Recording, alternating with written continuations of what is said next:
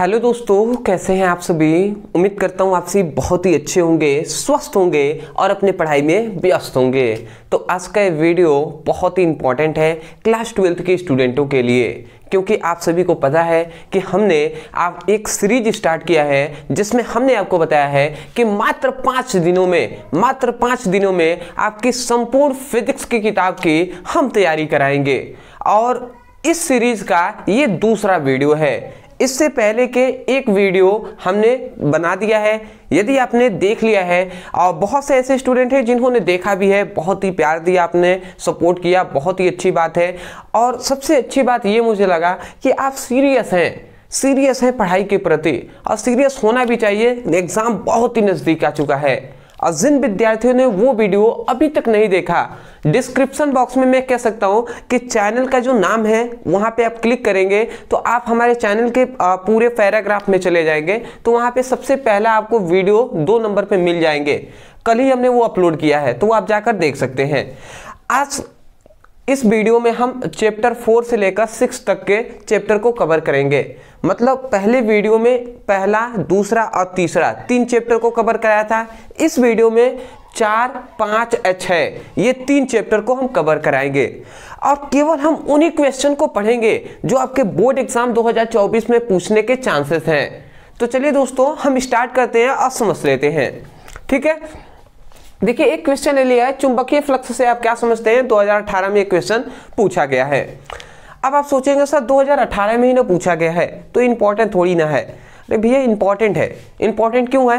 क्योंकि ना इसके साथ चुंबकीय फ्लक्स तो पूछ लिया है, और चुंबकीय फ्लक्स के साथ आपसे बहुत जगह पर न्यूमेरिकल ऐड करके भी पूछा गया है, और वो अलग अलग वर्षों में पूछे गए हैं। तो इसका मतलब ये है कि चुंबकीय फ्लक्स इंपॉर्टेंट है। ठीक है ना, 2018 में इसका मतलब नहीं पूछा गया, अलग अलग वर्षों में भी पूछा गया है, बट क्वेश्चन को थोड़ा घुमा कर पूछा गया है। किसी में आपसे केवल मात्रक पूछ लिया गया है, सूत्र और मात्रक बता दीजिए, तो इसका मतलब इंपॉर्टेंट है। ठीक है, तो जो हम करा रहे हैं विश्वास रखिए और अच्छे से पढ़ाई कीजिए केवल। तो हम समझ लेते हैं चुंबकीय फ्लक्स किसे कहते हैं। देखिए जब भी ऐसे क्वेश्चन दे, सबसे पहले हम हेडिंग डालेंगे चुंबकीय फ्लक्स। अब हम समझने का प्रयास करते हैं कि चुंबकीय फ्लक्स किसे कहते हैं। देखिए जैसे विद्युत फ्लक्स होता है ना, वैसे ही चुंबकीय फ्लक्स होता है। ठीक है, जैसे क्या होता है, मान लेते हैं सपोज दैट ये एक चुंबक है। आज समझने का प्रयास कीजिएगा। ये एक चुंबक है जिसका ध्रुव है नॉर्थ और साउथ, ये इसका ध्रुव है। तो क्या होता है कि ये चुंबक है, तो ये चुंबक का सतह भी तो है ना, ये चुंबक का पृष्ठ है। तो किसी भी चुंबकीय पृष्ठ से, किसी भी चुंबकीय, ये चुंबक का पृष्ठ है, ये क्या है, चुंबकीय पृष्ठ है ना। तो हम यही कह रहे हैं किसी चुंबकीय पृष्ठ से निकलने वाली लंबवत, किसी चुंबकीय पृष्ठ से निकलने वाली लंबवत विद्युत बल रेखाओं की संख्या को चुंबकीय फ्लक्स कहते हैं। यह बात समझ में आ गया। हमने यहाँ पे क्या कहा कि हमने यही कहा कि मान लेते हैं ये कुछ विद्युत बल रेखाएं निकल रही हैं और कुछ विद्युत बल रेखाएं यहाँ पे प्रवेश भी कर रही हैं। ठीक है, बट यहाँ पे ये है कि इसमें से सभी बहुत सारी विद्युत बल रेखाएं चुंबक से निकलेंगी, पर कुछ होंगी जो पृष्ठ पर अपनी लंबवत होंगी, 90 डिग्री होंगी। ठीक है, तो जो अपने पृष्ठ पे 90 डिग्री का कोण बना रही है वो चुंबकीय बल रेखाएं, मतलब देखिए ये नहीं बना रही है तो इनको हम चुंबकीय फ्लक्स नहीं कहेंगे। ये सभी चारों ये चुंबकीय फ्लक्स जो है, ये चुंबकीय बल रेखाएं हैं, तो इन सभी की संख्याओं को ही हम चुंबकीय फ्लक्स कहते हैं। नहीं समझ में आया? हमने क्या बताया, हमने केवल यही कहा कि किसी चुंबकीय पृष्ठ से लंबवत निकलने वाली विद्युत बल रेखाओं की संख्या को चुंबकीय फ्लक्स कहते हैं। समझ में आ गया? मतलब क्या होगा, किसी चुंबकीय पृष्ठ से लंबवत आने वाली और जाने वाली विद्युत बल रेखाओं की, मतलब सॉरी चुंबकीय बल रेखाओं की संख्या को चुंबकीय फ्लक्स कहते हैं। अरे ये क्या है, ये जो निकल रही है चुंबकीय बल रेखाएं हैं। ये चुंबकीय बल रेखाएं हैं कि नहीं, और ये पृष्ठ पर अपनी लंबवत है। तो वही हम कह रहे हैं कि किसी चुंबकीय पृष्ठ से लंबवत निकलने, मतलब लंबवत आने वाली और जाने वाली चुंबकीय बल रेखाओं की संख्या को हम क्या कहते हैं, हम चुंबकीय फ्लक्स कहते हैं। मैं आशा करता हूं कि आपको समझ में आ गया होगा। परिभाषा रटना नहीं है, समझ कर याद करना है, क्योंकि रटने का समय आपके पास नहीं है, इसलिए मैं समझाने पर ज्यादा फोकस कर रहा हूं। एक बार और सुनिए और याद कर लीजिए, इसी वीडियो में ही आप याद कर लीजिए। ऐसा पढ़िए ना कि वीडियो में ही याद हो जाए, और ध्यान से पढ़िए। हम क्या कह रहे हैं कि किसी चुंबकीय पृष्ठ से, ये एक चुंबक का पृष्ठ ही तो है, तो किसी चुंबकीय पृष्ठ से लंबवत आने वाली और जाने वाली चुंबकीय बल रेखाओं की संख्या को चुंबकीय फ्लक्स कहते हैं। आशा करता हूं आपको अच्छे तरीके से समझ में आ गया होगा। चलिए मैं परिभाषा को लिख देता हूं। मैं लिखेंगे किसी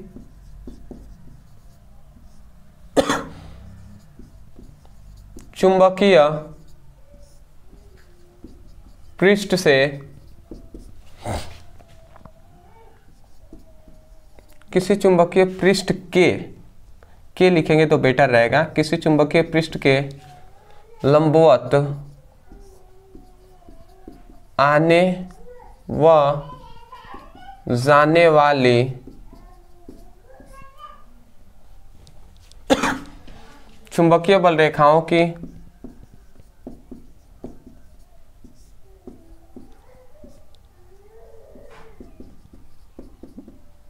चुंबकीय बल रेखाओं की संख्या को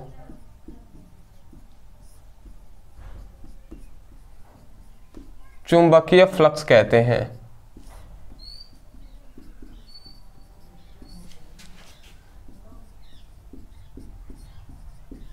बात समझ में आ गया। चुंबकीय फ्लक्स किसे कहते हैं? किसी चुंबकीय पृष्ठ के लंबवत आने और जाने वाले चुंबकीय बल रेखाओं की संख्या को चुंबकीय फ्लक्स कहते हैं। चुंबकीय फ्लक्स को याद रखेंगे, फाई से प्रदर्शित करते हैं। अब फाई इक्वल टू होता है BA cos थीटा, यह फॉर्मूला याद रखेंगे। चुंबकीय flux phi equal to BA cos theta होता है, और जहां पर B क्या है? चुंबकीय क्षेत्र की तीव्रता है। A क्या है? चुंबक का क्षेत्रफल है, ठीक है, या पृष्ठ का क्षेत्रफल, चुंबकीय पृष्ठ का क्षेत्रफल है, और थीटा है लंब और चुंबकीय क्षेत्र के बीच बना कोण।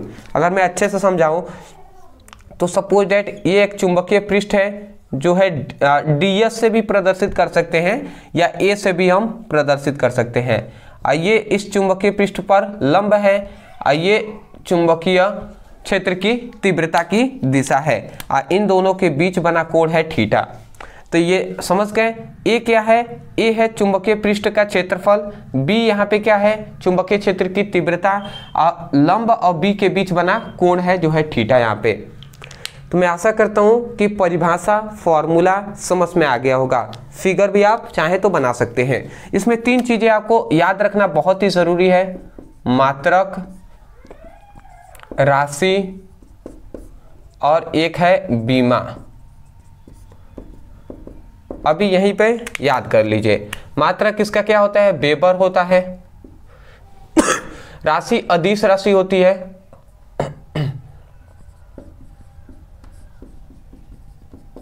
और इसका बीमीय सूत्र mL2T-2 A-1, ये इसका बीमीय सूत्र होता है। तो ये 3 चीजें हमेशा मैं हर टॉपिक में बता देता हूं, क्योंकि ऑब्जेक्टिव क्वेश्चन के लिए भी बहुत ही उपयोगी साबित होगा ये आपके लिए। मैं आशा करता हूं आप समझ गए होंगे। तो ये हुआ पहला टॉपिक जो कि हमने कवर कर लिया। मैं ये कहना चाहूँगा कि ये वीडियो लंबा होगा, ठीक है ना। 3 चैप्टर ये ऐसे चैप्टर हैं जिससे टॉपिक बहुत ज़्यादा पूछे जाते हैं, तो ये वीडियो लंबा होगा। मैं यही कहूँगा सब्र और पेशेंस के साथ आप इस वीडियो को देखिएगा। आज आप सब्र करके मेहनत करके आप पढ़ाई कर लेंगे तो मैं यकीन से कह सकता हूँ आप बोर्ड एग्ज़ाम में बहुत ही अच्छे नंबर से पास होंगे।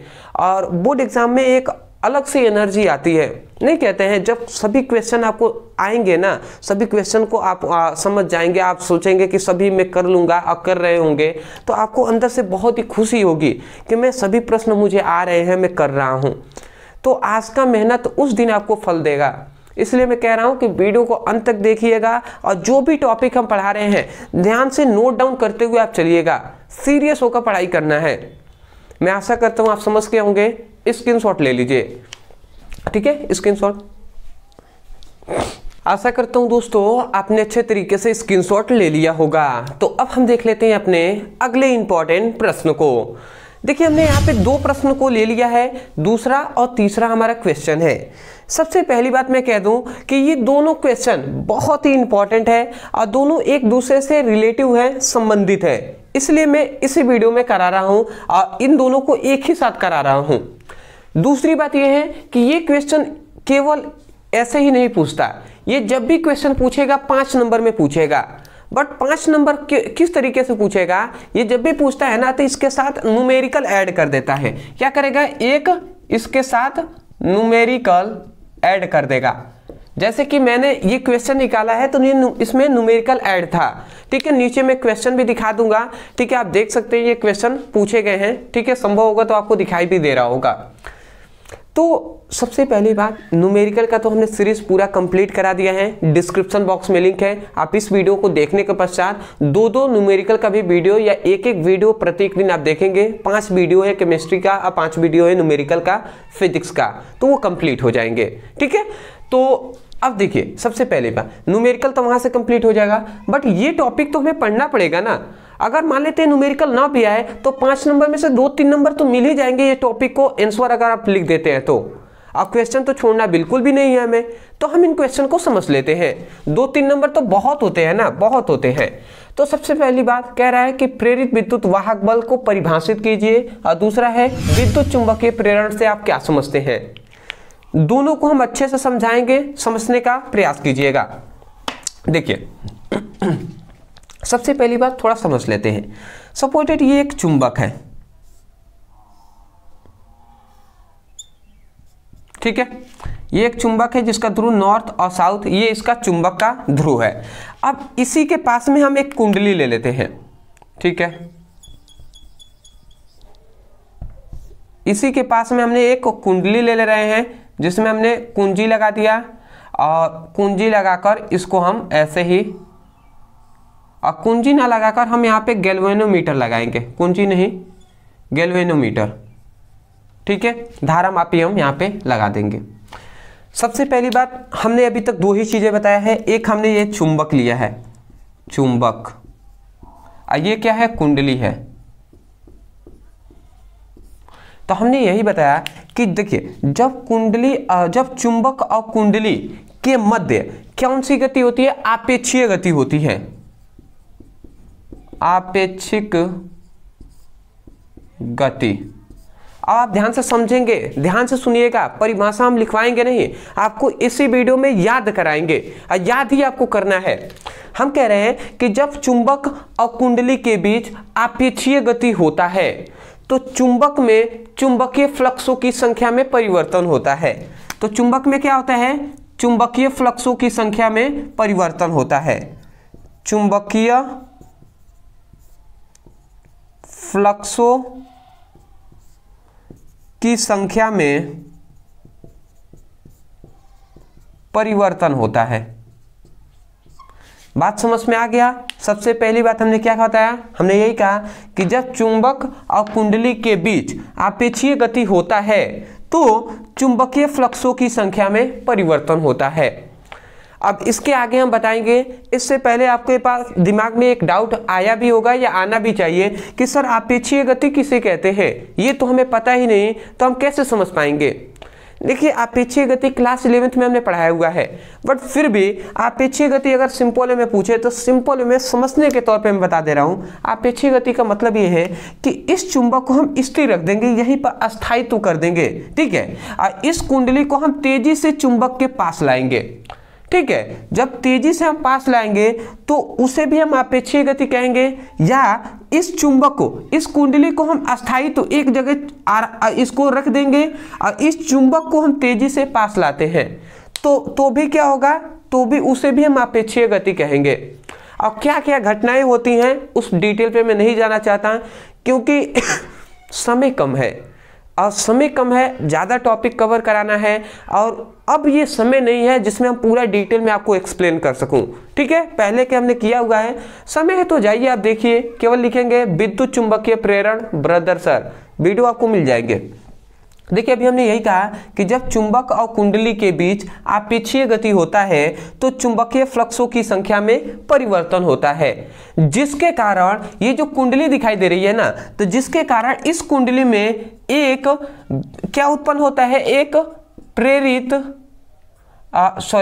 जिसके कारण इस कुंडली में एक विद्युत वाहक बल उत्पन्न होता है, विद्युत वाहक बल।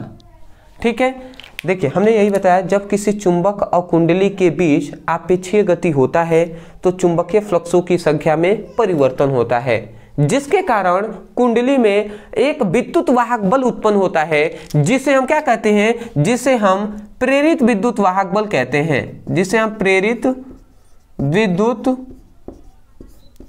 वाहक बल कहते हैं, जिसे हम क्या कहते हैं, जिसे हम प्रेरित विद्युत वाहक बल कहते हैं। सबसे पहली बात एक हमारा कंफर्म हो गया, जो क्या है यहाँ पे कहा गया ना, प्रेरित विद्युत वाहक बल को परिभाषित कीजिए। अब बताइए आप प्रेरित विद्युत वाहक बल को परिभाषित कर देंगे कि नहीं कर देंगे? बिल्कुल कर देंगे। आप कहेंगे जब किसी चुंबक और कुंडली के बीच आपेक्षीय गति होता है तो चुंबकीय फ्लक्सों की संख्या में परिवर्तन होता है, जिसके कारण कुंडली में विद्युत वाहक बल उत्पन्न होता है, जिसे हम प्रेरित विद्युत वाहक बल कहते हैं। इतनी बात समझ गए। उसके बाद फिर से उसके बाद हमसे कह रहा है कि चुंबकीय विद्युत चुंबकीय प्रेरण से आप क्या समझते हैं। अब इसको भी हम समझ लेते हैं। इससे पहले मैं कहूंगा कि प्रेरित विद्युत वाहक बल को आप परिभाषा लिख लीजिए, मैं बोल रहा हूं। आप कहेंगे जब किसी चुंबक और कुंडली के बीच आपेक्षीय गति होता है तो चुंबकीय फ्लक्सों की संख्या में परिवर्तन होता है, जिसके कारण कुंडली में विद्युत वाहक बल उत्पन्न होता है, जिसे हम प्रेरित विद्युत वाहक बल कहते हैं। इतनी बात समझ गए। तब अब इसके बाद हमें विद्युत चुंबकीय प्रेरण को समझना है, तो इसी के साथ हम आगे बढ़ेंगे। तो जब प्रेरित विद्युत वाहक बल उत्पन्न होता है ना, तो आप ध्यान से समझेंगे, जब प्रेरित विद्युत वाहक बल उत्पन्न होता है तब क्या होता है, तब ये इस कुंडली में जैसे ही प्रेरित विद्युत वाहक बल उत्पन्न होता है, तब इस कुंडली में एक धारा उत्पन्न होती है। एक क्या होती है, जिसके कारण क्या होते हैं, जिसके कारण एक धारा उत्पन्न होती है, मतलब एक विद्युत धारा उत्पन्न होती है, जिसे हम प्रेरित धारा कहते हैं, जिसे हम प्रेरित धारा कहते हैं। समझ में आया? हम क्या बोलेंगे, सबसे पहली बात, प्रेरित धारा भी आपके बोर्ड एग्जाम में पूछा गया है, तो इसको भी परिभाषा का प्रेरित धारा क्या कहते हैं कि प्रेरित धारा का परिभाषित कीजिए। तो आप कहेंगे जब किसी चुंबक और कुंडली के बीच आपेक्षीय गति होता है तो चुंबकीय फ्लक्सों की संख्या में परिवर्तन होता है, जिसके कारण कुंडली में विद्युत वाहक बल उत्पन्न होता है, जिसे प्रेरित विद्युत वाहक बल कहते हैं, तथा प्रेरित विद्युत वाहक बल कहते हैं, जिसके कारण कुंडली में एक धारा उत्पन्न होती है, जिसे हम प्रेरित धारा कहते हैं। और इस संपूर्ण घटना को, ये जो संपूर्ण घटनाएं हो रही हैं, इस संपूर्ण घटना को, ठीक है, इस संपूर्ण घटना को क्या कहते हैं, विद्युत चुंबकीय प्रेरण कहते हैं, विद्युत चुंबकीय प्रेरण कहते हैं। इस संपूर्ण घटना को ही हम क्या कहते हैं, इस संपूर्ण ये जो घटना है, इसी घटना को विद्युत चुंबकीय प्रेरण कहते हैं, जो कि विद्युत चुंबकीय प्रेरण से आप क्या समझते हैं, यही आपको समझाना था। मैं यही कहूंगा, विद्युत चुंबकीय प्रेरण कहे, आप सिंपल वे में ये चुंबक का इसका फिगर बना लेंगे, अपेक्षीय गति, ये सब जैसे हमने लिखा है फिगर आप बना सकते हैं, अच्छा दिखने के लिए अच्छा नंबर आपको स्कोर हो जाएगा। और परिभाषा की जहां तक बात है, याद तो आपको हो गया होगा, जब चुंबक और कुंडली के बीच आपेक्षीय गति होता है तो चुंबकीय फ्लक्सों की संख्या में परिवर्तन होता है, जिसके कारण कुंडली में विद्युत वाहक बल उत्पन्न होता है, जिसे प्रेरित विद्युत वाहक बल कहते हैं, जिसके कारण कुंडली में एक धारा उत्पन्न होती है, जिसे हम प्रेरित धारा कहते हैं। और इस संपूर्ण घटना को ही विद्युत चुंबकीय प्रेरण कहते हैं। मैं आशा करता हूं कि जो बातें हमने 2, 3 बार, 4 बार, 5 बार अभी हमें रिपीट किया है समझ में आ गया होगा और इसे आपने नोट डाउन कर लिया होगा। लिखवाने की कोई ज़रूरत नहीं है और मैं यही कहूँगा ना कि समझ कर याद करेंगे, जल्दी याद हो जाएगा। लिख के रट्टा मारने से कोई होने वाला नहीं है और अभी ज़रूरत है आपको मेहनत करने का। समय कम है, नहीं तो मैं लिखवाता, बहुत सारे टॉपिक को कवर कराना है, इसलिए मैं कह रहा हूँ कि समझ गए हैं आप नोट डाउन करते हुए चलिएगा और अपने आप ही नोट बनाते हुए भी चलिएगा, जिससे आपको याद भी हो जाएगा। समझ गए होंगे? स्क्रीनशॉट ले लीजिए, आगे के टॉपिक हैं उसको हम देख लेते हैं। स्क्रीनशॉट। आशा करता हूं दोस्तों आपने अच्छे तरीके से स्क्रीनशॉट ले लिया होगा। तो अब हम देख लेते हैं अपने अगले इंपॉर्टेंट प्रश्न को। तो अगला हमारा इंपॉर्टेंट जो प्रश्न है बहुत ही इंपॉर्टेंट है, 2014, 15, 16, 17, 18 में लगातार ये पूछा गया है, कभी भी ये पूछा जा सकता है, बहुत ही इंपॉर्टेंट है। कह रहा है कि लेंस का नियम लिखिए, ठीक है, क्या यह ऊर्जा संरक्षण के अनुकूल है? ये आपसे क्वेश्चन पूछा गया है, इसको हम सॉल्व कराएंगे। देखिए हमने लेंस का नियम लिख दिया है, बट मैं कहता हूं, हमेशा कहता हूं, मैं क्वेश्चन या नियम को रटवाता बिल्कुल भी नहीं हूं, मैं समझाता हूं और समझाने के साथ मैं चाहता हूं कि आप याद भी कर ले और वही कार्य अभी भी हम करेंगे। मैंने लिख दिया है जिससे आपका समय थोड़ा सा 2 ही मिनट बचे तो अच्छा रहेगा। एक टॉपिक में 2-2 मिनट बचता है तो भी बहुत समय बच जाएगा, 20 मिनट कम हो जाएगा ना।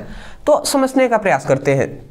देखिए यहाँ पे लेंस का नियम में हमें क्या बताया गया, हमें यही बताया गया कि जब किसी कुंडली और चुंबक के बीच, ध्यान से समझेंगे, ये सपोज दैट एक, मैं थोड़ा सा ऊपर ही बना दे रहा हूँ, ये सपोज दैट एक चुंबक है जिसका ध्रुव है नॉर्थ और साउथ, कोई भी हम ले सकते हैं, चलिए हम साउथ और नॉर्थ ही ले लेते हैं, ठीक है।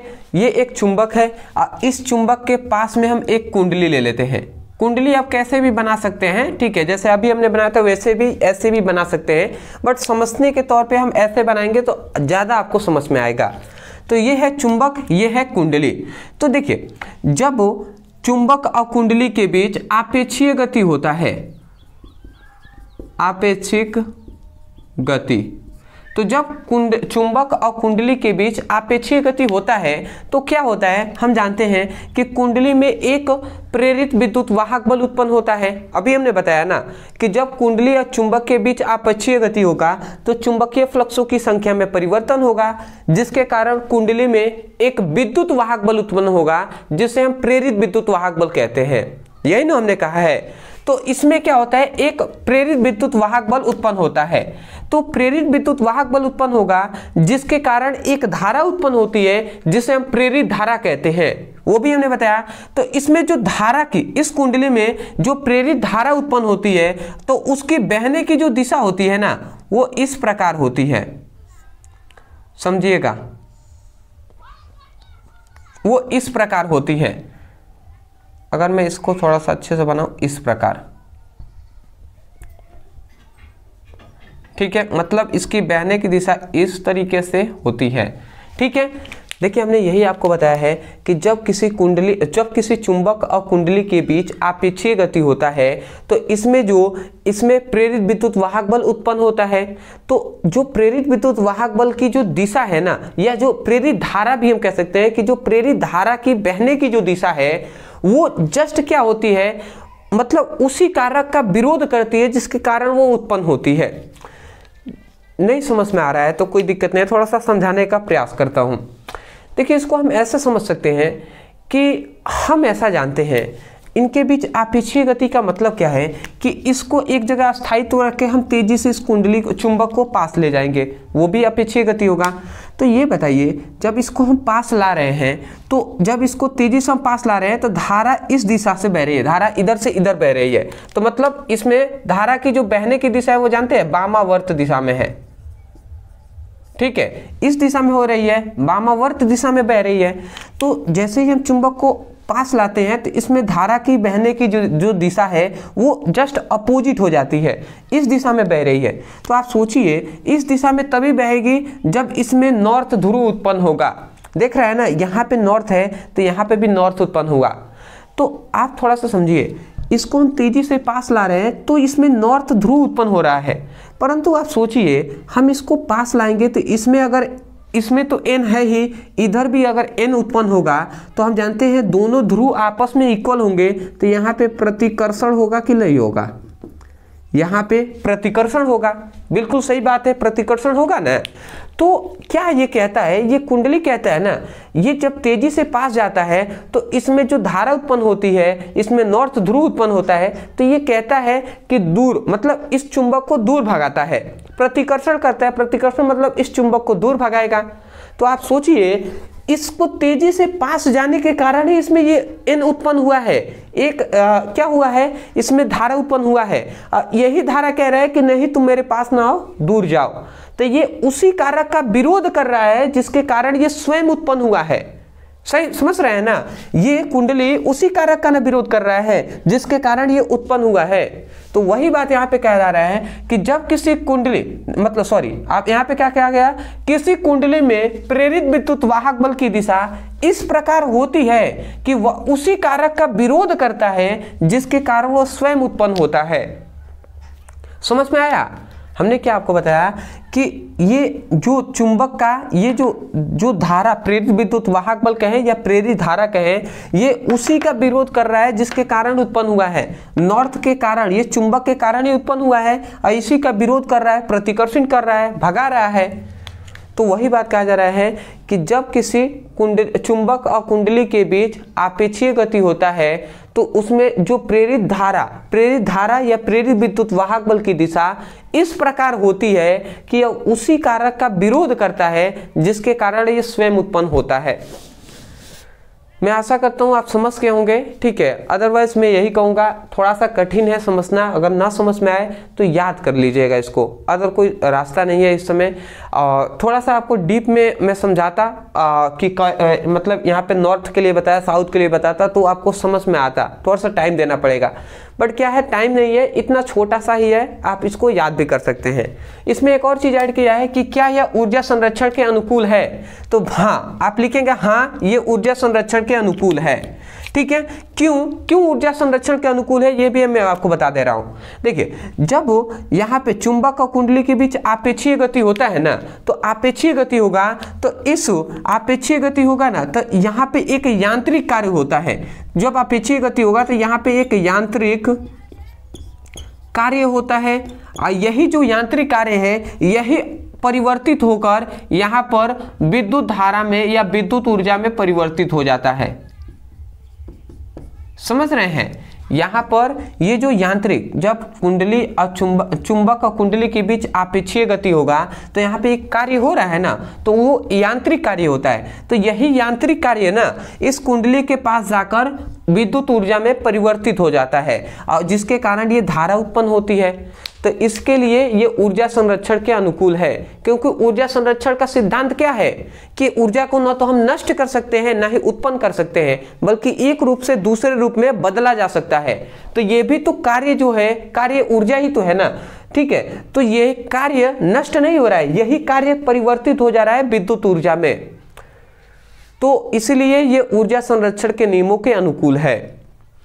मैं आशा करता हूं कि आपको अच्छे तरीके से समझ में आ गया होगा। अदरवाइज ना समझ में आए, छोटा सा नियम है, आप इसको याद कर सकते हैं, फिगर आप चाहें तो बना सकते हैं, बना लेंगे और भी बेटर रहेगा। बट नीचे आप एक लाइन जरूर लिखेंगे कि हाँ ये ऊर्जा संरक्षण के नियमों के, ऊर्जा संरक्षण के सिद्धांतों का अनुकूल है, या हम कह सकते हैं ऊर्जा संरक्षण के नियमों का पालन करता है, ठीक है। इतने ही बात आप लिख देंगे, आपका काम हो जाएगा। मैं आशा करता हूँ समझ के होंगे। स्क्रीनशॉट ले लीजिए, आगे जो टॉपिक है उसको हम देख लेते हैं। स्क्रीनशॉट। आशा करता हूँ दोस्तों आपने अच्छे तरीके से स्क्रीनशॉट ले लिया होगा। तो अब हम देख लेते हैं इस चैप्टर, मतलब जो फोर्थ आपका चैप्टर है उसका सबसे इंपॉर्टेंट दो टॉपिक, ये बहुत ही इंपॉर्टेंट है। एक है पांचवा हमारा छठा प्रश्न, इसको हम देख लेते हैं। देखिए ये लगभग हर वर्षों में लगातार पूछा जा रहा है, 16, 17, 18, 19, 20, 22 और 23 में पूछा गया है। फिर से इसको ले ले तो 15, 17, 18, 19, 22 और 23 में पूछा गया है। अब ये कौन टॉपिक है समझ लेते हैं। पहला है कि स्वप्रेरण का अर्थ समझाइए तथा स्वप्रेरण गुणांक का बीमीय सूत्र लिखिए। दूसरा में क्वेश्चन है कि अन्योन्य प्रेरण गुणांक को परिभाषा एवं मात्रक लिखिए। ये हमारा क्वेश्चन है। देखिए दोनों का हमने परिभाषा लिख दिया है, बट मैं कह रहा हूं ना परिभाषा में रटवाऊंगा नहीं, मैं आपको समझाऊंगा और समझ जाएंगे, यूं ही परिभाषा याद हो जाएगा। परिभाषा की ओर देखने की जरूरत अभी नहीं है, ठीक है, समझिएगा। सबसे पहले स्वप्रेरण हम समझ लेते हैं। देखिए एक और बात मैं स्पष्ट कर दे रहा हूं, स्वप्रेरण कहे या स्वप्रेरण गुणांक कहे, दोनों का परिभाषा यही होगा, यही आपको लिखना है, ठीक है ना, इससे कंफ्यूज नहीं होना है, पहली बात। दूसरी बात, देखिए स्वप्रेरण गुणांक हम किसे कहते हैं समझिएगा। जैसे सपोज डेट एक मैं परिपथ बना रहा हूं, इसको समझिएगा, आपको परिभाषा याद हो जाएगा। जैसे एक मैं यहाँ पे कुंडली ले रहा हूं, ठीक है जी, इतना मैं एक कुंडली ले लिया, एक मैंने यहाँ पे कुंडली ले लिया और कुंडली में मैंने एक कुंजी लगा दे रहा हूं, एक बैटरी मैंने लगा दिया, ठीक है। सबसे पहली बात, एक हमने कुंडली ले लिया, कुंडली में एक बैटरी और एक कुंजी हमने लगा दिया। अब इसी के पास हम एक क्या ले रहे हैं, इसी में हम एक बल्ब लगा दे रहे हैं, ठीक है, इसी के पास एक हम बल्ब लगा दे रहे हैं, ठीक है, ऐसे। अब बात समझिएगा, अब क्या होता है, जो ये बैटरी है ना, तो बैटरी लगा है, तो बैटरी से जैसे हम धारा प्रवाहित ऐसे करते हैं, तो जब धारा प्रवाहित करेंगे तो इस से धारा प्रवाहित होगा, तो ये बल्ब क्या होगा, जलने लगेगा। बल्ब क्या करने का, जलने लगेगा। परंतु क्या होता है कि इस कुंजी के माध्यम से हम क्या करते हैं, जो धारा, ये जो धारा है ना, तो धारा के मान में इस कुंजी जो मतलब इस परिपथ में धारा के मान में हम परिवर्तन करते हैं। धारा जो विद्युत धारा है इसके मान में परिवर्तन करेंगे। परिवर्तन मतलब कभी धारा को कम करेंगे, कभी अधिक करेंगे, कभी कम कभी अधिक, इस प्रकार धारा के मान में कभी कम करेंगे कभी अधिक करेंगे, मतलब धारा के मान में परिवर्तन करते हैं। तो जब इस प्रकार के, जब किसी परिपथ में हम क्या करते हैं, धारा के मान में परिवर्तन करते हैं, तो इसमें लगा जो ये कुंडली है ना, तो कुंडली में चुंबकीय फ्लक्सों की संख्या में परिवर्तन होने लगता है। समझिएगा, ये जो कुंडली आपको दिखाई दे रहा है, इसमें चुंबकीय फ्लक्सों की संख्या में परिवर्तन होने लगता है। हम जानते हैं कि जब क्या होता है, धारा के मान में परिवर्तन करते हैं, तो यहाँ पे जो कुंडली लगा है इसमें चुंबकीय फ्लक्सों की संख्या में परिवर्तन होने लगता है। और जैसे ही इसमें चुंबकीय फ्लक्सों की संख्या में परिवर्तन होने लगेगा, तो इस कुंडली में, इस मतलब परिपथ में एक धारा उत्पन्न होगा, ठीक है, जिसे हम प्रेरित धारा कहते हैं। और ये संपूर्ण घटना को ही हम क्या कहते हैं, स्वप्रेरण कहते हैं या स्वप्रेरण गुणांक कहते हैं। समझ में आया क्या बात बताया जा रहा है? देखिए परिभाषा वही हमने लिखा है। हमने क्या लिखा है, जब किसी कुंडली में प्रवाहित धारा के मान में परिवर्तन किया जाता है, तो कुंडली में चुंबकीय फ्लक्सों की संख्या में परिवर्तन होता है, जिसके कारण कुंडली में एक प्रेरित धारा उत्पन्न होती है। इस घटना को स्वप्रेरण कहते हैं या स्वप्रेरण गुणांक कहते हैं। हमने यही कहा ना, ये एक क्या है, ये एक कुंडली है, ठीक है। तो हम यहाँ से धारा प्रवाहित कर रहे थे, तो हमने कहा कि धारा के मान में हम परिवर्तन करेंगे, तो हमने यही कहा ये क्या है, कुंडली है। तो हम यही कह रहे हैं कि जब किसी कुंडली में धारा के मान में परिवर्तन किया जाता है, तो क्या होता है, तो कुंडली में चुंबकीय फ्लक्सों की संख्या में परिवर्तन होने लगता है, जिसके कारण इसमें एक धारा उत्पन्न होती है, जिसे हम प्रेरित धारा कहते हैं। और इस घटना को ही स्वप्रेरण कहते हैं। बात समझ में आ रहा है? एक बार और परिभाषा सुनिएगा, समझिएगा। हमने केवल यही कहा कि जब ये रेड कलर का मतलब क्या है, रेड से मतलब क्या है, चुंबकीय फ्लक्स का मतलब है, चुंबकीय फ्लक्स। चुंबकीय फ्लक्सों की संख्या में क्या होता है, परिवर्तन होता है। तो हम यही कह रहे हैं कि जब किसी कुंडली में धारा के मान में परिवर्तन किया जाता है, तो कुंडली में चुंबकीय फ्लक्सों की संख्या में परिवर्तन होता है, जिसके कारण इसमें एक प्रेरित धारा उत्पन्न होती है, जिसे प्रेरित धारा उत्पन्न होती है, ठीक है। और इस घटना को ही हम स्वप्रेरण कहते हैं या स्वप्रेरण गुणांक कहते हैं। मैं आशा करता हूँ समझ गए होंगे। वही बात एक बार और मैं यहाँ पे बोल दे रहा हूँ, ध्यान से समझिएगा। यहाँ पे लिखा गया है जब किसी कुंडली में प्रवाहित धारा के मान में परिवर्तन किया जाता है तो कुंडली में चुंबकीय फ्लक्सों की संख्या में परिवर्तन होता है, जिसके कारण कुंडली में एक प्रेरित धारा उत्पन्न होती है। इस घटना को स्वप्रेरण कहते हैं या स्वप्रेरण गुणांक भी कहते हैं। याद रखेंगे एक और बात कि जो कुंडली में जब हम धारा प्रवाहित करते हैं, मतलब कुंडली में जो क्या होता है, प्रवाहित धारा जो होता है ना, वो उसमें चुंबकीय फ्लक्सों की संख्या में परिवर्तन के समानुपाती होता है। मतलब ये जो कुंडली में चुंबकीय फ्लक्सों की संख्या में परिवर्तन हो रहा है वो इसमें प्रवाहित धारा के ही समानुपाती होता है। ठीक है, यदि हम इसको आगे बढ़ाते हैं तो फाई समानुपाती का चिन्ह हटता है तो यहाँ पे एल आता है और आई आता है। इधर एल इधर गुणा में है, इधर आएगा तो भाग कर आएगा फाई में, तो यहाँ से एल का मान निकाले तो फाई बाई आई होता है। तो यहाँ से एक हमें ये फॉर्मूला मिलता है जहाँ पे एल ये क्या है, एल है स्वप्रेरण गुणांक। ठीक है, एल क्या है, स्वप्रेरण गुणांक। ये क्या है, चुंबकीय फ्लक्सों की संख्या में परिवर्तन, चुंबकीय फ्लक्सों की संख्या में परिवर्तन है, मतलब चुंबकीय फ्लक्सों की संख्या है। और आई क्या है, विद्युत धारा है। ठीक है, इतनी बात आपको समझ में आ गया होगा। जहां तक बात है इसकी मात्रक की, तो इसका मात्रक होता है हेनरी। यहाँ पे बीमा की जहां तक बात किया जाए तो इसका बीमा होता है ml 2t minus 2a minus 2। ये इसका बीमीय सूत्र होता है। ये दो बहुत इंपॉर्टेंट है, ये भी आप नोट डाउन कर लीजिएगा। देखिए ये 5 नंबर में क्वेश्चन पूछे गए हैं, मैं कह रहा हूं बहुत इंपॉर्टेंट है। 2 और 3 नंबर वाले हमने केवल प्रश्न करा रहे हैं, ये 5 नंबर में भी पूछा गया है, 3 नंबर में भी पूछे गए हैं।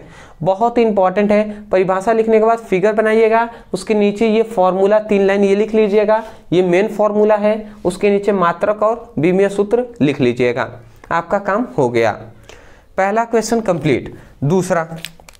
दूसरा यहाँ पे कहता है कि अन्योन प्रेरण गुणांक को परिभाषा एवं मात्रक लिखिए। अन्योन प्रेरण कहें या अन्योन प्रेरण गुणांक कहें, दोनों बात एक ही है, लेकर चलते हैं हम। अब देखिए अन्योन प्रेरण गुणांक का हमने यहाँ पे परिभाषा लिखा हुआ है, समझ लेते हैं। ठीक है, एक बार मैं पढ़ ही देता हूँ, थोड़ा सा समझने का प्रयास कीजिएगा। यहाँ पे कह रहा है कि जब किसी कुंडली में प्रवाहित धारा के मान में परिवर्तन होता है तो चुंबकीय फ्लक्सों की संख्या में परिवर्तन होता है, जिसके कारण प्रथम कुंडली के पास रखे दूसरे कुंडली में भी प्रेरित विद्युत वाहक बल उत्पन्न होता है, अर्थात प्रेरित धारा उत्पन्न होती है। और यह घटना क्या कहलाता है, अन्योन प्रेरण गुणांक कहलाता है या अन्योन प्रेरण कहलाता है। समझते हैं। देखिए यहाँ पे क्या बात बताया जा रहा है, यहाँ पे 2 चीजें कहा जा रहा है। जैसे यहाँ पे तो एक ही हमने कुंडली लिया था ना, यहाँ पे हम 2 कुंडली लेंगे इस प्रकार।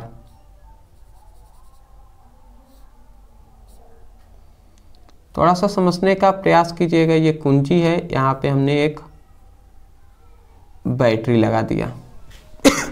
ठीक है, देखिए यहाँ पे हम एक RH प्रतिरोध निरंतक हम लगा दे रहे हैं। देखिए यहाँ पे एक हम मेन आपको क्या ध्यान देना है, यहाँ पे एक कुंडली है, ये एक कुंडली है। ठीक है, यहाँ पे कुंजी हमने बैटरी लगाया है। ठीक है, दूसरी बात, इसी के पास, जस्ट इसी के पास में हम क्या लेते हैं, एक और कुंडली हम लेंगे। ध्यान से आप समझेंगे, इसी के पास हम एक और कुंडली लेंगे और इसमें हम धारा मापी लगा देंगे। ठीक है, ऐसे। अब क्या होता है समझिएगा, ये प्रथम कुंडली है और ये द्वितीय कुंडली है। तो यहाँ पे यही बात बताया जाता है, यहाँ पे बैटरी लगाया तो बैटरी से हम जब धारा प्रवाहित करते हैं तो हम जानते हैं कि जब धारा के मान में जब हम क्या करेंगे, किसी कुंडली में हम धारा प्रवाहित करते हैं तो कुंडली में चुंबकीय फ्लक्सों की संख्या में परिवर्तन होगा। तो जब यहाँ पे चुंबकीय फ्लक्सों की संख्या में परिवर्तन होगा तो क्या होता है, जिसके कारण यहाँ पे इसके पास ही ने ये भी कुंडली रखा है, तो ये यहाँ पे चुंबकीय फ्लक्सों की संख्या में परिवर्तन होगा तो ये यहाँ पर चुंबकीय फ्लक्स यहाँ तक भी चले जाते हैं, और जब यहाँ तक भी जाते हैं तो दूसरी कुंडली में भी चुंबकीय फ्लक्सों की संख्या में परिवर्तन होने लगता है। और जब इसमें भी चुंबकीय फ्लक्सों की संख्या में सॉरी, यहाँ पे यही बात बताया जा रहा है कि जब पहली कुंडली में चुंबकीय फ्लक्सों की संख्या में परिवर्तन होगा तो इसके पास रखे द्वितीय कुंडली में भी, दूसरी जो कुंडली है इसमें भी चुंबकीय फ्लक्सों की संख्या में परिवर्तन होने लगता है, जिसके कारण ना ये जो दूसरी कुंडली है इसमें एक प्रेरित धारा या प्रेरित विद्युत वाहक बल उत्पन्न होता है, या प्रेरित धारा ही हम कह सकते हैं, प्रेरित धारा उत्पन्न होता है। ठीक है, और इसी प्रेरित धारा उत्पन्न होता है तो इस घटना को ही अन्योन प्रेरण कहते हैं। ठीक है, अन्योन प्रेरण अपने आप से प्रेरित होकर, समझ रहे हैं ना, अन्योन प्रेरण मतलब अन्य किसी से प्रेरित होकर यहाँ पे क्या हो रहा है, धारा उत्पन्न हो रहा है। मतलब हमने इसमें धारा प्रवाहित किया तो यहाँ पे चुंबकीय फ्लक्सों की संख्या में परिवर्तन हुआ, तो यहाँ से यहाँ तक भी चुंबकीय इसके पास रखा गया है तो दूसरे कुंडली में भी चुंबकीय फ्लक्सों की संख्या में परिवर्तन होता है, जिसके कारण दूसरी कुंडली में भी एक प्रेरित धारा उत्पन्न होती है। और ये जो घटना है इसी घटना को अन्योन प्रेरण कहते हैं या अन्योन प्रेरण गुणांक कहते हैं। बात समझ में आ गया होगा आपको। ठीक है, इतनी बात आप समझ गए हैं। अब समझिएगा, वही बात हमने यहाँ पे कहा है, हमने क्या बताया है वही ध्यान समझेंगे। जब किसी कुंडली में प्रवाहित धारा के मान में परिवर्तन होता है, बताइए ये जो कुंडली है तो इसमें हम धारा के मान में परिवर्तन ही न कर रहे हैं, तो जब किसी कुंडली में प्रवाहित धारा के मान में परिवर्तन किया जाता है तो चुंबकीय फ्लक्सों की संख्या में परिवर्तन होता है। तो बताइए यहाँ पे चुंबकीय फ्लक्सों की संख्या में परिवर्तन हो रहा है ना। जब किसी कुंडली में धारा के मान में परिवर्तन किया जाता है तो कुंडली में चुंबकीय फ्लक्सों की संख्या में परिवर्तन होता है, जिसके कारण प्रथम कुंडली के पास रखे दूसरी कुंडली में भी प्रेरित विद्युत वाहक बल उत्पन्न होता है, जिसके कारण जब यहाँ पे चुंबकीय फ्लक्सों की संख्या में परिवर्तन हो रहा है, जिसके कारण दूसरी जो कुंडली है इसमें भी चुंबकीय फ्लक्सों की संख्या में ही परिवर्तन हो रहा है। उसके बाद एक प्रेरित विद्युत वाहक बल उत्पन्न होता है, अर्थात हम कह सकते हैं प्रेरित धारा उत्पन्न होता है, या तो प्रेरित विद्युत वाहक बल कहें या प्रेरित धारा ही कह दें, तो प्रेरित धारा उत्पन्न होता है। और यही संपूर्ण घटना ही क्या कहलाता है, अन्योन प्रेरण गुणांक कहलाता है। और वही बात हमने लिखा हुआ है, क्या लिखा है, जब किसी कुंडली में प्रवाहित धारा के मान में परिवर्तन होता है तो चुंबकीय फ्लक्सों की संख्या में परिवर्तन होता है, जिसके कारण प्रथम कुंडली के पास रखे दूसरे कुंडली में भी प्रेरित विद्युत वाहक बल उत्पन्न होता है, अर्थात प्रेरित धारा उत्पन्न होती है। और यह घटना ही, इस घटना को अन्योन प्रेरण कहते हैं या अन्योन प्रेरण गुणांक कहते हैं। मैं आशा करता हूं कि आपको समझ में आ गया होगा। परिभाषा लिखने के बाद ये फिगर बना लीजिएगा। आपके दिमाग में एक डाउट आना चाहिए, सर कैसे हमें पता चला कि यहाँ पे प्रेरित धारा उत्पन्न हो रही है। देखिए उसीलिए तो यहाँ पे गैल्वेनोमीटर लगाया गया है ना। गैल्वेनोमीटर, जैसे गैल्वेनोमीटर क्या होता है, जब इसमें हम धारा प्रवाहित कर रहे थे ना तो इसके पास रखे इसमें भी ये गैल्वेनोमीटर इस तरीके से विक्षेपित हो रहा था, हिल रहा था। तो हिलता कब है, जब धारा इसमें बहेगा। तो इससे हमें पता चल गया कि इसमें भी धारा प्रवाहित होने लग रहा है। मैं आशा करता हूँ इतनी बात समझ गए हैं। ठीक है, स्क्रीनशॉट ले लीजिए, आगे के और जो टॉपिक है उसको हम देख लेते हैं। ठीक है, स्क्रीनशॉट। आशा करता हूँ दोस्तों आपने अच्छे तरीके से स्क्रीनशॉट ले लिया होगा। तो अब हम देख लेते हैं अपने अगले इंपॉर्टेंट प्रश्न को। देखिए बहुत ही इंपॉर्टेंट प्रश्न है, 5 नंबर में ये पूछा जाता है। हालांकि इंपॉर्टेंट इतना ज़्यादा है इसलिए मैं इसको करा दे रहा हूँ। ठीक है, यहाँ पे लिखा गया है फैराडे के वैद्युत चुंबकीय प्रेरण संबंधित नियम लिखिए। अब बताइए यहाँ पे 2015 में, फिर से 17 में, फिर से 18 में, 19 में, 20 में, 22 में, 23 में पूछा गया है।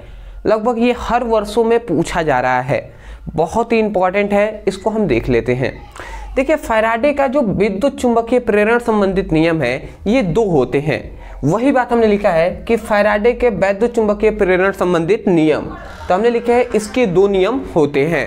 अब वो 2 नियम कौन कौन से होते हैं, पहला होता है प्रथम नियम और एक होता है द्वितीय नियम। तो प्रथम नियम क्या होते हैं इसको हम समझेंगे, उसके बाद द्वितीय नियम क्या होता है उसको भी हम समझेंगे। ठीक है, तो देखिए सबसे पहली बात, सब कुछ लिखा हुआ है, एक एक करके समझते हैं। प्रथम नियम, अब प्रथम नियम में क्या हमें बताया गया इसको हम समझ लेते हैं। देखिए प्रथम नियम में हमें केवल वही बात जो अभी हमने पीछे पढ़ा ना, वही बात बताया गया है। क्या हमने अभी पढ़ा? हमने यही पढ़ा कि एक चुंबक है, ठीक है, जिसका ध्रुव N और S है। यहाँ पे एक हमने पास में ले लिया एक कुंडली, ठीक है, यहाँ पे गैल्वेनोमीटर हम लगा देते हैं। देखिए यहाँ पे एक क्या है, ये चुंबक है, ये क्या है, कुंडली है। तो जब चुंबक और कुंडली के बीच क्या होता है, आपेक्षीय गति होता है, आपेक्षिक गति। तो जब चुंबक और कुंडली के बीच आपेक्षीय गति होता है तो क्या होता है कि जो कुंडली है, तो यहाँ पे देखिए जब चुंबक और कुंडली के बीच आपेक्षीय गति होगा तो यहाँ पे चुंबकीय फ्लक्सों की संख्या में परिवर्तन होता है। और जैसे ही चुंबकीय फ्लक्सों की संख्या में परिवर्तन होगा तो इस जो कुंडली है, इस कुंडली में एक प्रेरित विद्युत वाहक बल उत्पन्न होता है, ठीक है। और इसी को हम क्या कहते हैं, यही है प्रथम नियम। ध्यान से आप समझेंगे, जब चुंबक और कुंडली के बीच आपेक्षीय गति होता है तो चुंबकीय फ्लक्सों की संख्या में परिवर्तन होता है, जिसके कारण कुंडली में प्रेरित विद्युत वाहक बल उत्पन्न होता है। यही है आपका फैराडे के वैद्युत चुंबकीय प्रेरण का प्रथम नियम, जो कि हमने बहुत बार इसको पढ़ लिया है। मैं आसानी से आपको समझ में आ गया होगा, मैं आशा करता हूं, ठीक है। तो इसको वही बात हमने लिखा है, देखिए क्या लिखा है, फैराडे के प्रथम नियम के अनुसार जब किसी कुंडली और चुंबक के बीच आपेक्षीय गति होता है तो चुंबकीय फ्लक्सों की संख्या में परिवर्तन होता है, जिसके कारण प्रेरित विद्युत वाहक बल उत्पन्न होता है। आशा करते हैं समझ गए होंगे। ये नियम लिखने के बाद ये फिगर बना लेंगे आप, आपका काम हो गया। दूसरा, अब प्रथम नियम समझ गया, द्वितीय नियम समझते हैं। द्वितीय नियम क्या हमें बताया गया, यहाँ पे कहा गया कि फैराडे के द्वितीय नियम के अनुसार चुंबकीय फ्लक्सों की संख्या में परिवर्तन का दर प्रेरित विद्युत वाहक बल के समानुपाती होता है। इसका मतलब क्या है देखिए यहाँ पे ये बताया गया कि जो चुंबकीय फ्लक्सों की संख्या में परिवर्तन का जो दर होता है, देखिए ये डी फाई क्या है, ये फाई है, ठीक है, इसको मैं अच्छे से बनाऊं, ये फाई है। तो देखिए ये डी फाई क्या है, ये चुंबकीय फ्लक्स है, और टी क्या है, समय है। तो ये चुंबकीय फ्लक्स है और नीचे समय है, तो इसको हम कह सकते हैं ना चुंबकीय फ्लक्सों की संख्या, चुंबकीय फ्लक्सों की संख्या में परिवर्तन की दर। देखिए समय को हम दर कहते हैं, पर जब परिभाषा करेंगे, नियम बोलेंगे, तो समय को समय ना कहकर दर कहते हैं। तो ये चुंबकीय फ्लक्सों की संख्या में परिवर्तन है डी फाई, और टी क्या है, डी टी क्या है, ये समय है। तो हम वही कह रहे हैं कि चुंबकीय फ्लक्सों की संख्या में परिवर्तन का दर जो होता है वो प्रेरित विद्युत वाहक बल, वो क्या होता है, वो प्रेरित विद्युत वाहक बल के समानुपाती होता है। यही है आपका द्वितीय नियम। समझ में आ गया। ई यहां पे क्या है, ई है प्रेरित विद्युत वाहक बल,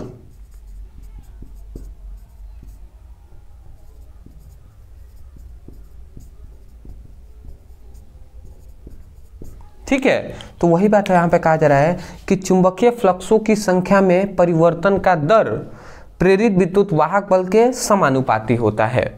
यही है आपका द्वितीय नियम। वही हम कहेंगे कि फैराडे के द्वितीय नियम के अनुसार चुंबकीय फ्लक्सों की संख्या में परिवर्तन का दर प्रेरित विद्युत वाहक बल के समानुपाती होता है। वही यहाँ पे लिखा है, फैराडे के द्वितीय नियम के अनुसार चुंबकीय फ्लक्सों की संख्या में परिवर्तन का दर प्रेरित विद्युत वाहक बल के समानुपाती होता है। आशा करता हूँ कि आपको समझ में ये आ गया होगा, ठीक है। यदि हम इसको आगे सॉल्व करें ना, तो यहाँ से कुछ नहीं होता है, ये ई हो जाएगा, समानुपाती का चिन्ह हटता है तो इक्वल का चिन्ह आता है, और केवल यहाँ पे एक माइनस आ जाता है, और D phi by D T ये आपका हो जाएगा। ये इसके बाद नीचे आप चाहें तो उसको लिख सकते हैं, ठीक है। तो ये आपका हो जाएगा। ये फॉर्मूला आपके न्यूमेरिकल के लिए बहुत ही यूजफुल साबित होगा। अब आप कहेंगे सर माइनस कहाँ से आया देखिए माइनस इस प्रकार आया ना, लेंज का नियम हमने पढ़ा था, तो जिस प्रकार हमने कहा था कि वो उसी कारक का विरोध करता है जिसके कारण वो स्वयं उत्पन्न होता है। तो उसीलिए यहाँ पे विरोध करने के लिए ही यहाँ पे चिन्ह का मतलब क्या है, जो चुंबकीय फ्लक्स उत्पन्न हो रहा है ना, वो विरोध करने के लिए ही उत्पन्न हो रहा है। चुंबकीय फ्लक्स का ही विरोध हो रहा है और उसी के कारण उत्पन्न हो रहा है। मतलब ये विरोध करने के लिए माइनस का चिन्ह लगाया गया है। बात समझ गए? तो ये हुआ फैराडे का जो चुंबकीय विद्युत चुंबकीय प्रेरण संबंधित नियम, जो कि मैं आशा करता हूं कि आपको अच्छे तरीके से समझ में आ गया होगा। ये 5 नंबर वाला टॉपिक है जो कि हमने इस वीडियो में कवर करा दिया। देखिए, एक और आपको मैं कुछ 5 नंबर वाले टॉपिक को अंत में बताऊंगा, ठीक है, जिसको आपको तैयार करना होगा और उसको मैं बताऊंगा कैसे आप पढ़ाई कर सकते हैं। बट हालांकि 1 नंबर 2 नंबर 3 नंबर 4 नंबर में जो भी क्वेश्चन है, 4 नंबर तो पूछा नहीं जाता, बट जो भी 3 नंबर 2 नंबर में वाले प्रश्न है वो सभी हम देख रहे हैं, ठीक है। अभी तो बहुत सारे हम इस वीडियो में कराने वाले हैं, निश्चिंत रहना है, एक एक चीज को हम कवर करते हुए चलेंगे। अब मैं यही कहूंगा ना, मेहनत तो करना ही पड़ेगा। देखिए, मेहनत आज आप कर रहे हैं ना, तो बहुत ही अच्छा है। आप आज मेहनत कर लीजिए, आने वाला समय बहुत ही आपके लिए सुखदायी साबित होगा और खुशी वाला साबित होगा। जब एग्जाम में बैठेंगे और सभी प्रश्न आपको आएंगे, उस समय सभी प्रश्नों को आप हल कर रहे होंगे और सब समझ में आ रहा होगा, तो बहुत ही खुशी होता है कि हमने पढ़ा है तो हमें सब कुछ पता है, ठीक है ना। तो इसलिए मैं कह रहा हूँ कि पढ़िए, ठीक है। स्क्रीनशॉट ले लीजिए, आगे के जो टॉपिक हैं उसको हम देख लेते हैं। स्क्रीनशॉट। आशा करता हूं दोस्तों आपने अच्छे तरीके से स्क्रीनशॉट ले लिया होगा। तो अब हम देख लेते हैं अपने अगले इंपॉर्टेंट प्रश्न को। तो अभी पर हालांकि हमने 3 प्रश्नों को ले लिया है, तीनों को हल करेंगे और ये सभी आपके बोर्ड एग्जाम में 2-2 3-3 नंबर में पूछे गए हैं। एक एक करके हम समझ लेते हैं। देखिए, हमारा सबसे पहले जो हमारा 8वां प्रश्न है इसको हम देख लेते हैं, ठीक है। 8वां हमारा प्रश्न है, चुंबकीय द्विध्रुव आघूर्ण को परिभाषा एवं मात्रक लिखिए। और 2014, 17, 19 में ये क्वेश्चन पूछा गया है। पहले हम इसको समझ लेते हैं, ठीक है। देखिए, एक और बात है, चुंबकीय द्विध्रुव आघूर्ण और भी वर्षों में पूछा गया है और इसके साथ साथ न्यूमेरिकल भी ऐड कर दिया है, तो इससे कंफ्यूज नहीं होना है। इंपॉर्टेंट टॉपिक है, मैंने खुद एनालिसिस किया है, सब कुछ मैं करता हूँ ना, ठीक है, आपके लिए सब कुछ। देखिए, ये सब कुछ मैं पहले पता करता हूँ, जानता हूँ, समझता हूँ, ठीक है। बहुत ही मेहनत लगती है। आपको लगता है कि 1-1.5 घंटे का वीडियो बनाने में 1-1.5 घंटे लगे, ऐसा थोड़ी ना है। कम से कम 3 घंटे 4 घंटे लगते हैं पहले केवल ओनली वीडियो बनाने में। ये सब कुछ लिखा जाता है, उसके बाद फिर से आपको सब कट करके आपको वीडियो दिया जाता है, तो मेहनत तो लगता है। उसके बाद नोट्स बनाना, आपको पूरा समझना कौन कौन से आपके बोर्ड एग्जाम के लिए इंपॉर्टेंट है। समय कम है, उतना ही टॉपिक पढ़ा जाए जितने में आपका कवर हो जाए, क्योंकि अलग अलग सब्जेक्ट की भी तैयारी करनी है। मैं सब कुछ समझता हूँ, ठीक है ना। तो ध्यान से आप समझेंगे, इंपॉर्टेंट है, इसीलिए मैं आपको पढ़ा रहा हूँ इस टॉपिक को। समझ लेते हैं। चुंबकीय द्विध्रुव आघूर्ण, चुंबकीय द्विध्रुव आघूर्ण, अब इसको हम समझ लेते हैं। देखिए, चुंबकीय द्विध्रुव आघूर्ण किसे कहते हैं? चुंबकीय द्विध्रुव आघूर्ण किसे कहते हैं, मैं यहाँ पे अगर समझाऊं आपको तो ये एक चुंबक है, ठीक है जी। चुंबक का ये नॉर्थ ध्रुव है, ये साउथ ध्रुव है, ठीक है। और ये चुंबक की ध्रुवों के बीच की दूरी है जो है 2L। इतनी बात आप समझ गए। तो इस प्रकार के जो है ना, ये चुंबक का बीच के जो ध्रुवों के बीच की दूरी 2L है, तो इस प्रकार को हम चुंबकीय, इस प्रकार का जो बना निकाय है इसे हम चुंबकीय द्विध्रुव कहते हैं, ठीक है। तो यहाँ पे यही कहा जाता है कि चुंबकीय द्विध्रुव, ये चुंबकीय जो द्विध्रुव है, तो चुंबकीय द्विध्रुव के किसी भी एक ध्रुव, ठीक है, ये क्या है, चुंबकीय द्विध्रुव है, चुंबकीय द्विध्रुव है, ठीक है। तो हम कह रहे हैं कि चुंबकीय द्विध्रुव का कोई भी एक ध्रुव, ठीक है, तो कोई भी एक ध्रुव को हम M से दर्शा सकते हैं, ठीक है। N हो या S हो, उसे हम M से दर्शाएंगे। M मतलब हो जाएगा ध्रुव। तो यहाँ पे यही कहा गया, चुंबकीय द्विध्रुव में से कोई भी एक ध्रुव तथा इन दोनों ध्रुवों के बीच की दूरी के गुणनफल को हम क्या कहते हैं, हम चुंबकीय द्विध्रुव आघूर्ण कहते हैं, जिसे हम कैपिटल M से प्रदर्शित करते हैं। तो ये हमें फॉर्मूला यहाँ से मिलता है। बात समझ में आया?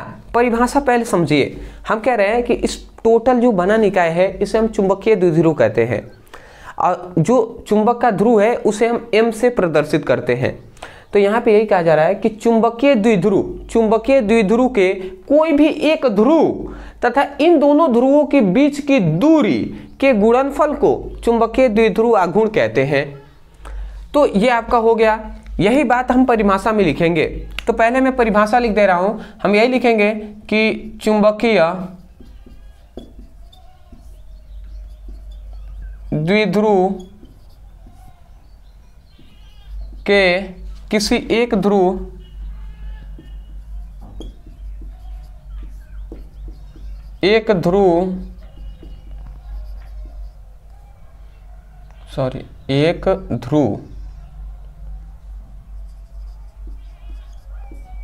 तथा दोनों ध्रुवों के बीच की दूरी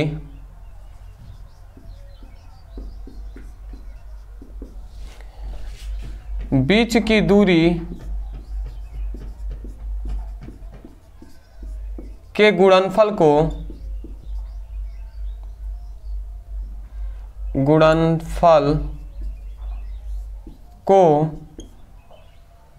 चुंबकीय द्विध्रुव आघूर्ण कहते हैं।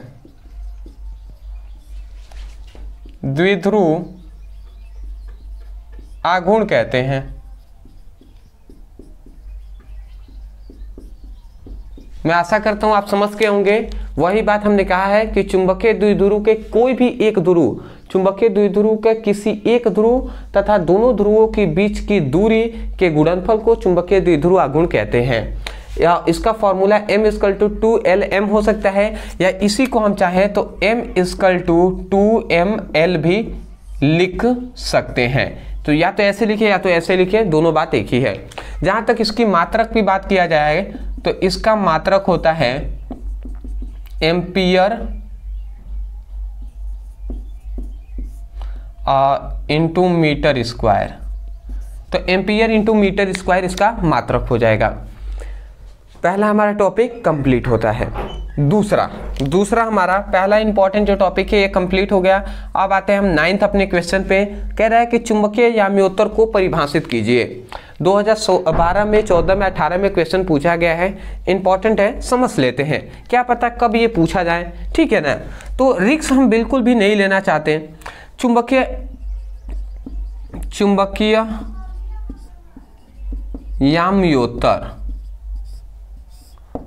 याम्योत्तर किसे कहते हैं?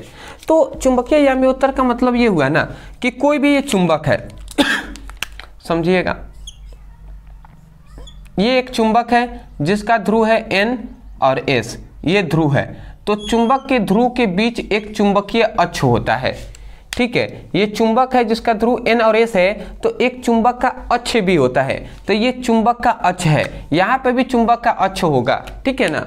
तो ये जो चुंबक का अक्ष है, तो जो चुंबक के अक्ष से होकर गुजरने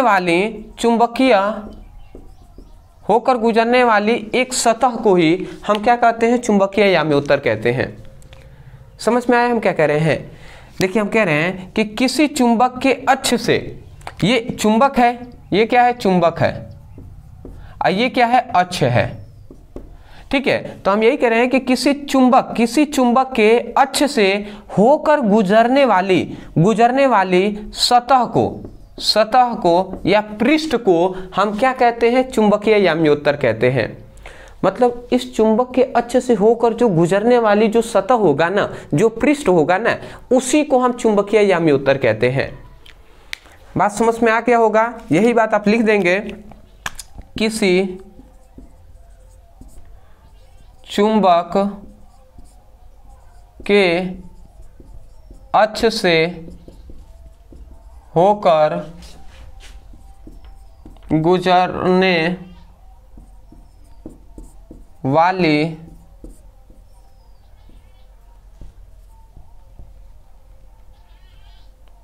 सतह को चुंबकीय याम्योत्तर कहते हैं। तो ये चुंबकीय यामी उत्तर का परिभाषा होगा कि किसी चुंबक के अक्ष से होकर गुजरने वाली सतह को चुंबकीय यामी उत्तर कहते हैं। समझ में आ गया? आगे आते हैं। आगे हमारा 10th हमारा प्रश्न है जो है चुंबकीय प्रवृत्ति और चुंबकशीलता का क्या तात्पर्य है, 2020 में पूछा गया है। अब देखिए चुंबकीय प्रवृत्ति किसे कहते हैं।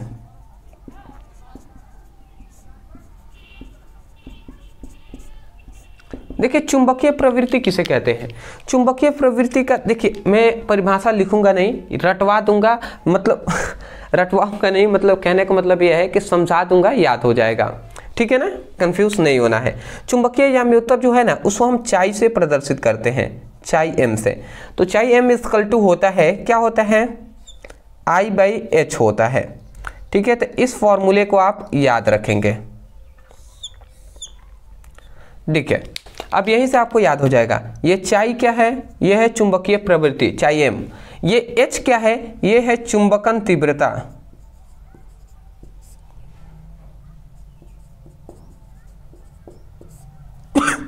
ये क्या है, चुंबकीय क्षेत्र की तीव्रता।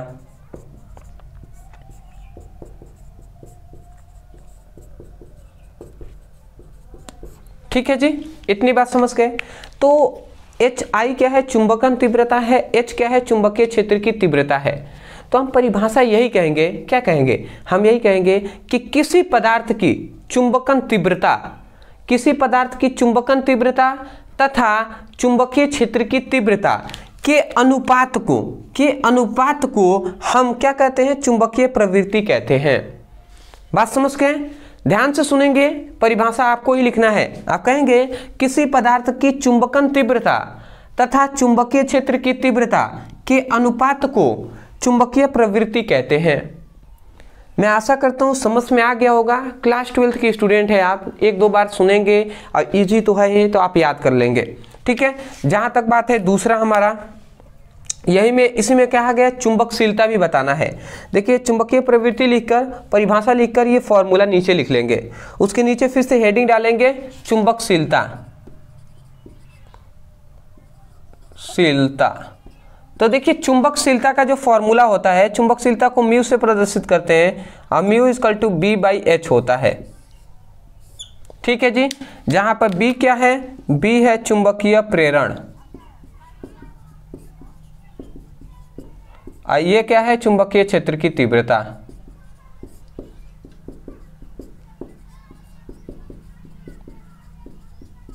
ठीक है जी, इतनी बात समझ के। B क्या है, चुंबकीय प्रेरण है, H क्या है, चुंबकीय क्षेत्र की तीव्रता। तो हम यही कहेंगे कि किसी पदार्थ की चुंबकीय प्रेरण, किसी पदार्थ का चुंबकीय प्रेरण तथा चुंबकीय क्षेत्र की तीव्रता के अनुपात को चुंबकशीलता कहते हैं। बात समझ में आ रहा है ना? तो एक बार और सुन लीजिए इसका। चुंबकीय प्रवृत्ति का परिभाषा लिखेंगे, किसी पदार्थ का चुंबकन तीव्रता तथा चुंबकीय क्षेत्र की तीव्रता के अनुपात को चुंबकीय प्रवृत्ति कहते हैं। परिभाषा लिखने के बाद फॉर्मूला लिख लेंगे। चुंबकशीलता किसे कहते हैं, तो किसी पदार्थ का चुंबकीय प्रेरण तथा चुंबकीय क्षेत्र की तीव्रता के अनुपात को चुंबकशीलता कहते हैं। मैं आशा करता हूं कि टॉपिक जो है ये सब कुछ रटना नहीं पड़ रहा होगा, आप समझकर याद कर ले रहे होंगे। स्क्रीनशॉट ले लीजिए, आगे और भी बहुत सारे टॉपिक हैं जिनको हमें कवर कराना है इसी वीडियो में। और मेहनत तो हमें करना ही पड़ेगा, ठीक है, चाहे मन करे या ना करे, क्योंकि अगर नंबर ज़्यादा लाना है तो मेहनत तो करना ही पड़ेगा। तो मन ना करे तभी मज़े से पढ़िए, ठीक है ना, क्योंकि पढ़ना तो ऐसे भी है वैसे भी है, तो मज़े से पढ़ते हैं, क्या दिक्कत है। स्क्रीनशॉट ले लीजिए। आशा करता हूं दोस्तों आपने अच्छे तरीके से स्क्रीनशॉट ले लिया होगा। तो अब हम देख लेते हैं अपने अगले इंपॉर्टेंट प्रश्न को। अगला हमारा इंपॉर्टेंट प्रश्न है जो बहुत तरीके से, अलग अलग तरीके से ये क्वेश्चन पूछा जाता है। देखिए यहाँ पे कहा जा रहा है कि भूचुंबकत्व के विभिन्न अवयव क्या हैं, 2021 में पूछा गया है। फिर से इसी को घुमाकर कहा गया है पृथ्वी के चुंबकीय क्षेत्र के घटक को परिभाषित कीजिए, और 2021 में 22 में क्वेश्चन पूछा गया है। अदर कुछ नहीं, ये 5 नंबर वाला प्रश्न है, ठीक है, 5 अंक में ये 5 नंबर में ये पूछा जाता है। इंपॉर्टेंट क्वेश्चन है, इसको हम देख लेते हैं। देखिए सबसे पहली बात यहाँ पे हमने लिखा है भूचुंबकत्व के विभिन्न अवयव। तो भूचुंबकत्व के पृथ्वी के जो मुख्य 3 अवयव होते हैं, वही हमने लिखा है, इसके 3 अवयव होते हैं। अब वो कौन कौन से होते हैं? पहला होता है द्विपात कोण, दूसरा होता है नति कोण, तीसरा होता है पृथ्वी के चुंबकीय क्षेत्र का क्षैतिज घटक। ये 3 इसके महत्वपूर्ण क्या हैं? घटक हैं, अवयव हैं। दूसरी बात देखिए, ये आप सोच रहे होंगे 2021-22 में ही ना पूछा गया है, तो सर इतना इंपॉर्टेंट क्यों है? मैं कह रहा हूं ना बहुत इंपॉर्टेंट है, इसलिए मैं कह रहा हूं क्योंकि ये इस तरीके से 5 नंबर में तो नहीं, पर 2-2 नंबर में ये दोनों क्वेश्चन पूछे गए हैं। कहीं पर द्विपात का कोण ऐसे पूछ लिया गया है, केवल द्विपात के कोण को परिभाषित कीजिए 2 नंबर में, और कहीं पूछा गया है नति कोण को, या नमन कोण भी इसे कहते हैं, तो नमन कोण को परिभाषित कीजिए 2 नंबर में पूछ लिया। तो इस टॉपिक को पढ़ने से हमें ये सब कुछ क्लियर हो जाएगा, ये भी क्लियर, ये भी क्लियर, इन तीनों को हम पढ़ लेते हैं तो इस प्रश्न का भी हल हो गया। समझ रहे हैं ना? तो एक प्रश्न से हमें बहुत चीजें सीखने को मिल रहा है, तो हम एक एक चीज को पूरा डिटेल में एक्सप्लेन करते हैं। देखिए, इसके 3 अवयव होते हैं। पहला होता है द्विपात कोण। तो द्विपात कोण किसे कहते हैं, इसको हम समझ लेते हैं। यहाँ पे कहा गया भौगोलिक याम्योत्तर तथा चुंबकीय याम्योत्तर के बीच बने कोण को द्विपात का कोण कहते हैं। इसे डी से या अल्फा से प्रदर्शित करते हैं।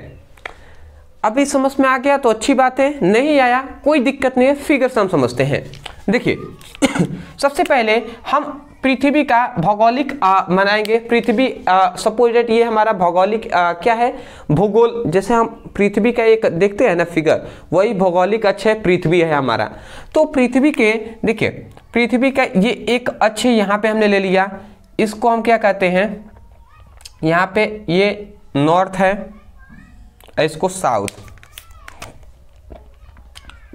NG कर दे रहे हैं, आई से SG कर दे रहे हैं। ये उत्तरी भूगोल का उत्तरी ध्रुव है और ये दक्षिणी ध्रुव है, ठीक है।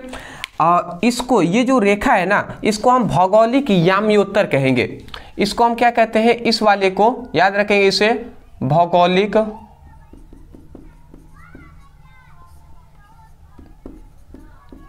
याम्योत्तर, ठीक है जी। दूसरा यहां पे एक हम चुंबक ले लेते हैं, ये आप ध्यान से समझेंगे। ये चुंबक का अक्ष है, ठीक है। अगर मैं आपको अच्छे समझाऊं तो ये चुंबक है N और S, ये जो आपको दिखाई दे रहा है ना, ये चुंबक का अक्ष है, बीच में ये चुंबक का अक्ष है। तो चुंबक के अक्ष से होकर जो जाने वाला जो पृष्ठ होता है, सतह होता है, उसे चुंबकीय याम्योत्तर कहते हैं, चुंबकीय याम्योत्तर।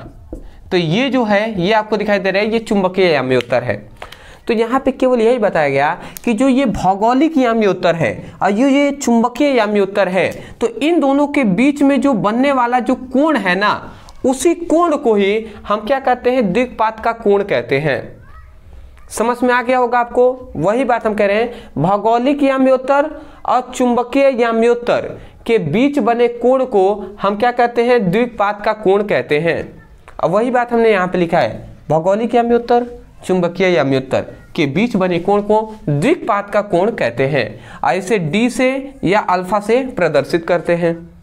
समझ में तो आ गया ना, सिंपल सा है। दूसरा नति कोण। नति कोण किसे कहते हैं समझिए। यहाँ पे कहा गया पृथ्वी के क्षैतिज तथा ऊर्ध्वाधर तीव्रता का परिणामी तीव्रता, क्षैतिज तीव्रता के साथ जो बना कोण होता है, मतलब जो कोण बनता है, उसे हम नति कोण या नमन कोण कहते हैं। नहीं समझ में आया तो कोई दिक्कत नहीं है। देखिए पृथ्वी के 3 घटक होते हैं। क्या होता है? 3 घटक होते हैं। ये देखिए पृथ्वी के 3 घटक होते हैं।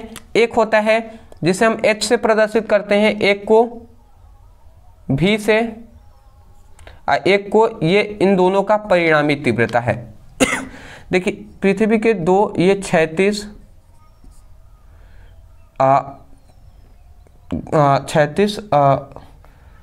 तीव्रता, ये क्या है, ऊर्ध्वाधर तीव्रता। समझिएगा, देखिए ये जो H है ना, ये पृथ्वी का क्षैतिज तीव्रता है, ये ऊर्ध्वाधर तीव्रता है, और ये इन दोनों क्षैतिज और ऊर्ध्वाधर तीव्रता का ये परिणामी तीव्रता है। ये क्या है? परिणामी तीव्रता। ये भी मैं लिख दे रहा हूँ, परिणामी तीव्रता। तो यहाँ पे यही कहा गया कि क्षैतिज तीव्रता और ऊर्ध्वाधर तीव्रता का परिणामी तीव्रता क्षैतिज तीव्रता के साथ जो कोण बनाता है, उस कोण को ही हम क्या कहते हैं? नति कोण कहते हैं या नमन कोण कहते हैं। क्या कहते हैं? नति कोण कहें या नमन कोण। इससे आपको कंफ्यूज नहीं होना है। एक बार और सुन लीजिए। देखिए, मैं कहता हूं ना, याद नहीं, मतलब हमें रटना नहीं है, हमें समझना है। समझ जाएंगे तो याद हो जाएगा ना, इसलिए मैं फिगर से समझा रहा हूं।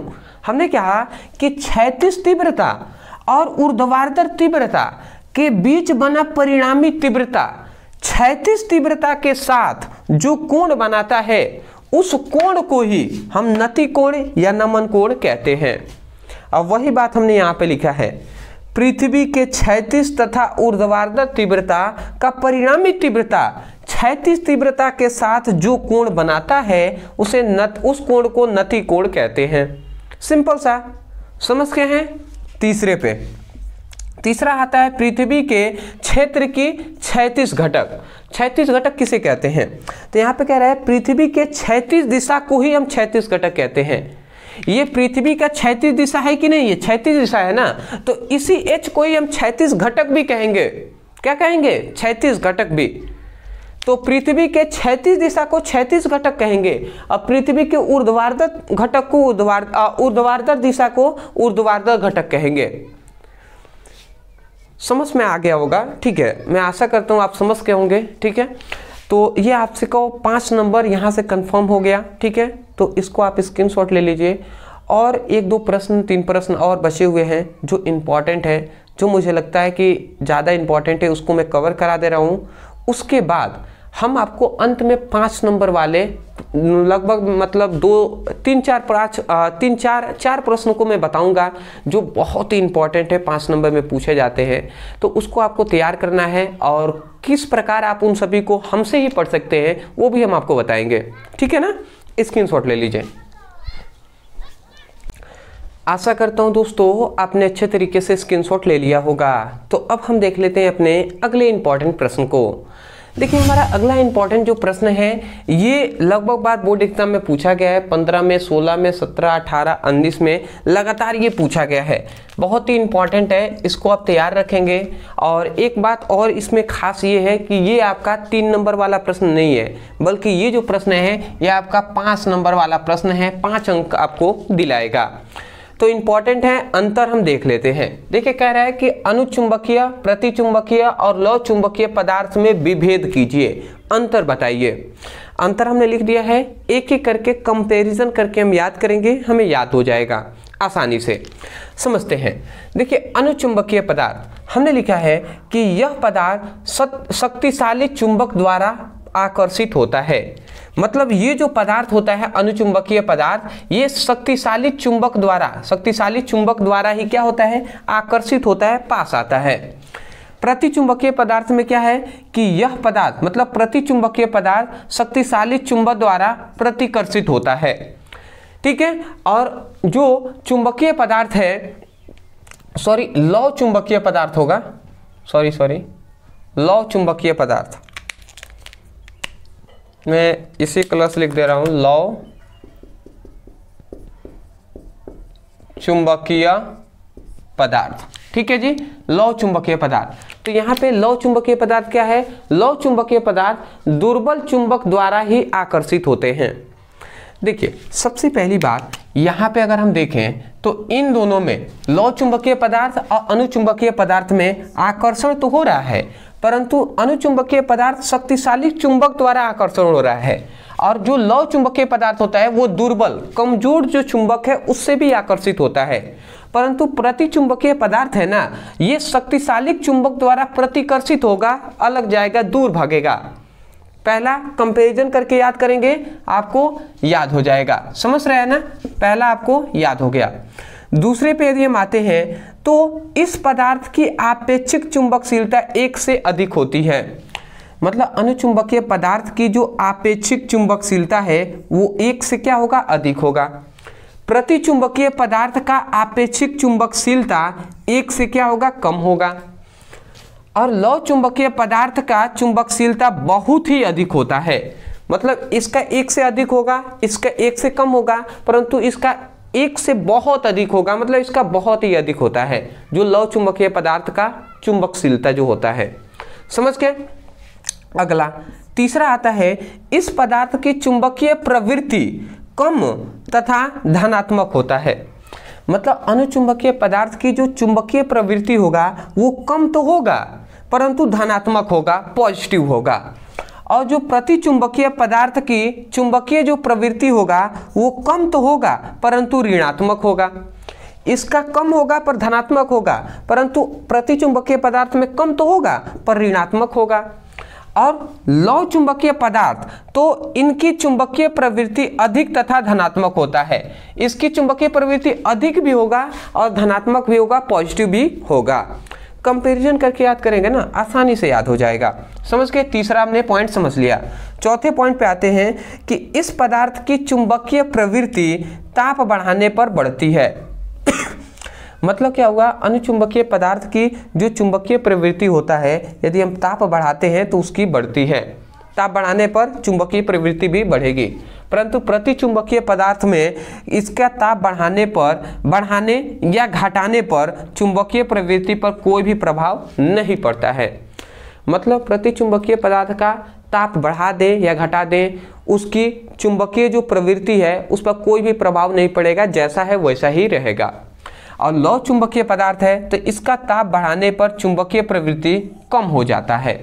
इसका तो बढ़ता है परंतु इसका क्या हो जाता है, कम हो जाता है। ठीक है ना। इसमें क्या लिखा गया, बढ़ता है, और उसमें लिखा गया सीधा कम हो जाता है, और इसमें कोई प्रभाव ही नहीं पड़ता। तो ये हुआ 5 नंबर वाला प्रश्न, जो कि मैं आशा करता हूँ आपको समझ में आ गया होगा। केवल मात्र एक और इम्पॉर्टेंट जो क्वेश्चन है 3 नंबर वाला, जो आपको मैं इस वीडियो में नहीं करा रहा हूँ, मैं कह रहा हूँ कि आप इसको तैयार कर लेंगे। मैंने उस पर पर्सनली वीडियो बनाया है और यहाँ पे कुछ टॉपिक है जो मैं आपको बता दे रहा हूँ, इन सभी को आप तैयार कर लीजिएगा। 5 नंबर वाले प्रश्न हैं। तो पहला हमारा है लारेंज बल। लारेंज बल बहुत ही इंपॉर्टेंट है, 3 नंबर में पूछा जाता है बट इंपॉर्टेंट है, तैयार कर लीजिएगा। दूसरा हमारा इंपॉर्टेंट है एम्पियर का परिपथीय नियम, बहुत ही इंपॉर्टेंट है, 5 नंबर में पूछा जाता है। तीसरा हमारा है बायो सेवर्ट का नियम, ये भी बहुत ही इंपॉर्टेंट है, 5 नंबर में पूछा जाता है, याद कर लीजिएगा। चौथा हमारा इंपॉर्टेंट है ट्रांसफार्मर, तो ट्रांसफार्मर आप तैयार कर लेंगे, ट्रांसफार्मर बहुत इंपॉर्टेंट है, 5 नंबर में पूछा जाता है। ये तो हो गया ये 4 टॉपिक जिसको आपको तैयार करना है। अब मैं बता दे रहा हूँ कैसे आप पढ़ेंगे। जैसे ट्रांसफार्मर पढ़ना है तो आप लिखिए यूट्यूब पर ट्रांसफार्मर ब्रदर सर, इतना लिखकर सर्च करेंगे वीडियो आपको मिल जाएगा। आपको लारेंज बल पढ़ना है, लारेंज बल ब्रदर सर, एम्पियर का परिपथीय नियम ब्रदर सर, इस तरीके से लिखकर आप सर्च करेंगे, वीडियो आपको यूट्यूब पर मिल जाएंगे। तो उस तरीके से आप अच्छे से पढ़ाई भी कर सकते हैं। मैं आशा करता हूं कि आपको जो भी हमने कहा वो आपको अच्छे तरीके से समझ में आ गया होगा। तो मैं यही कहूँगा कि बहुत ही मेहनत लगा है। यदि आपको इस वीडियो से कुछ हेल्प मिला है तो वीडियो को लाइक कर दीजिएगा। चैनल पर नए होंगे तो चैनल को जरूर सब्सक्राइब कीजिएगा। और सबसे खास बात यह है कि जितने भी आपके दोस्त हैं उनके पास इस वीडियो को शेयर कीजिएगा। उनसे बताइएगा कि एक सीरीज स्टार्ट हुआ है जिसमें 5 दिनों में हम पूरे फिजिक्स की तैयारी आपको करा रहे हैं। और जल्द ही हम केमिस्ट्री का भी आपको वीडियो लाएंगे, कैसे हम केमिस्ट्री पर क्या हमारी स्ट्रेटजी रहेगी, किस तरीके से हम केमिस्ट्री को भी जल्द बहुत ही कम समय में लगभग 4 से 5 दिनों में ही हम उसको कंप्लीट करेंगे। वो सब हम आपको स्ट्रेटजी भी बताएंगे। निश्चिंत रहना है, चैनल से जुड़े रहना है आपको। नीचे डिस्क्रिप्शन बॉक्स में फिजिक्स और केमिस्ट्री का न्यूमेरिकल का लिंक है, तो मैं कहूँगा एक वीडियो उसका भी जरूर आप देखते हुए चलिएगा। तो मिलते एक नए टॉपिक के साथ, तब तक के लिए धन्यवाद।